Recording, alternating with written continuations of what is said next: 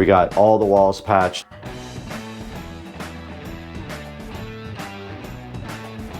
Right there, that's where we will power up our power conditioner. And then we need about the same to get to the wall.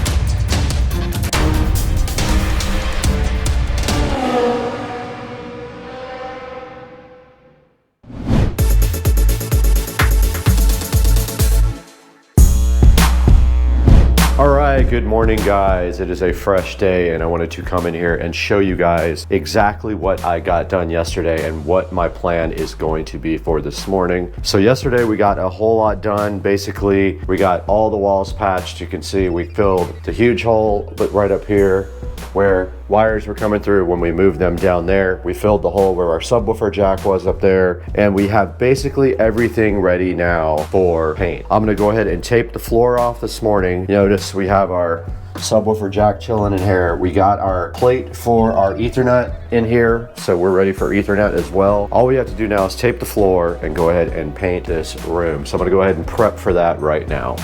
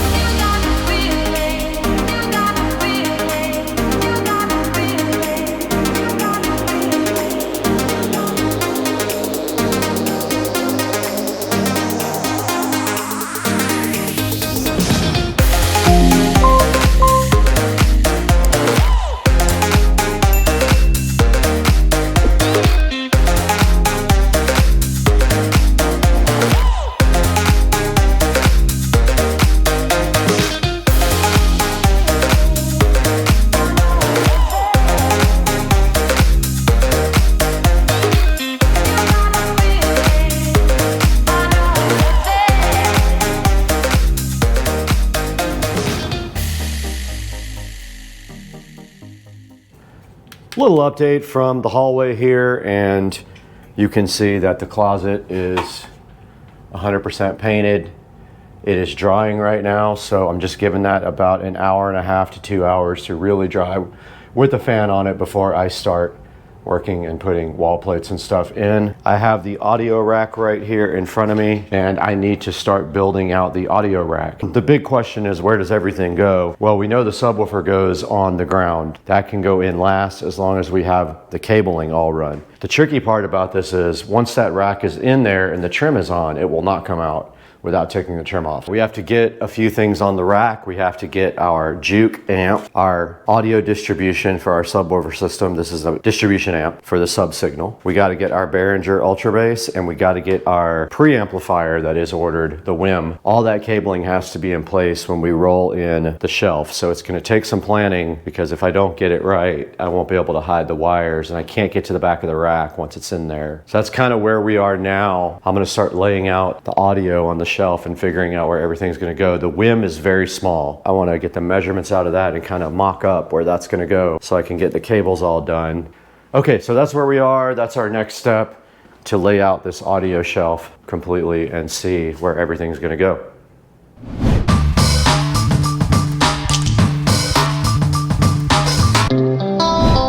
We need to go ahead and unbox a couple things here. We need to get our power conditioner out and also our switch. We have a switch to put in.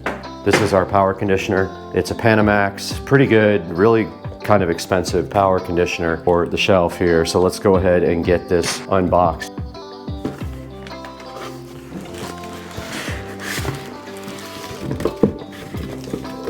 Big thick cabling, I like that. Looks like it has rack mountability. Well, it's got LAN also, but I don't think I'm going to use that. But yeah, here it is. It's got 2 banks of power on the back. It's got LAN. It's got telephone, old school. It's got cable TV. Don't need any of that stuff, but here's the front. It does have a USB-A on the front and a plug on the front. It looks pretty cool. I'm not going to use ears for anything. There's the audio distribution amp. It has 1 input and 4 outputs to feed the subwoofers. That's it, besides our WIM. 8 deep, 7 wide. Let's get some stuff laid out here. I think it'll be fun.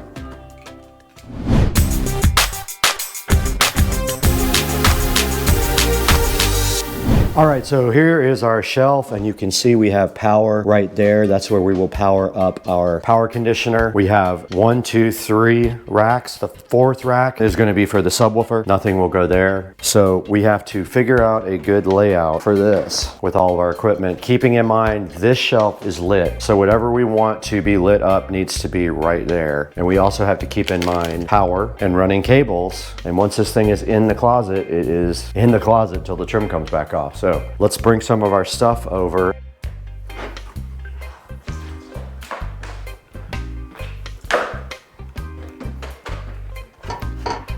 Okay, the top shelf is designed for the amp because I have the height just perfect to hide the wiring here.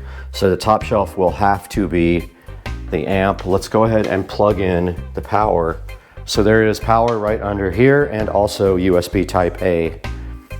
I'm thinking the WIM on top, very top, so on top of the amp. It doesn't have any cooling or anything on top, so there's no reason not to put that there. Power management might make more sense here because power is literally right behind it. Wow, it just lit up, that's cool. It has lights on the bottom to light up other parts of the rack if you're in a rack and you have equipment under it. It looks like it lights up the equipment below it. Very cool. So I'm thinking maybe the splitter there, because it uses the output of the ultra bass. Let's unbox our switch. We got another Unify 2.5 gig. That switch can go there, lit up all nice. We also have our Echo Dot that has to go somewhere, like that. That is everything except the WIM. All right, so this is about wiring. Let's get this thing turned around.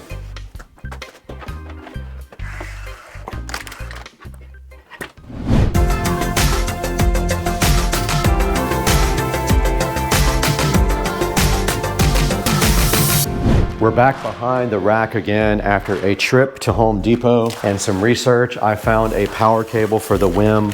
So I bought it. I bought a bunch of zip ties. I'll never run out again. And I bought some cable management sticky things, the sticky pads that you use with zip ties. Those are very helpful. Here is the new power cable. Unfortunately, it's 12 feet. I don't need it that long. That's going to be tied up in the back. But yeah, this will allow me to pre-wire for the WIM. That's the whole point, is to get a head start because it's not going to be here for a while. I'm going to put this up here just to hold it for now.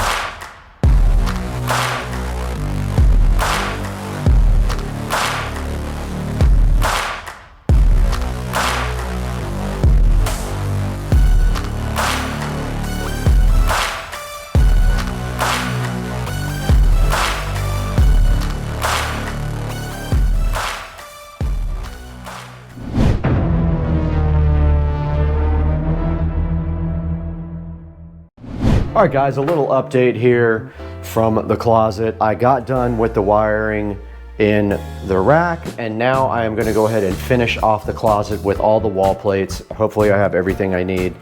I don't have the one for the RCA jacks for the subwoofer for the whole house. I have everything else, so I'm gonna go ahead and do that now and get all these wall plates put in the closet. I have a brush plate for all the wires that I have to put in.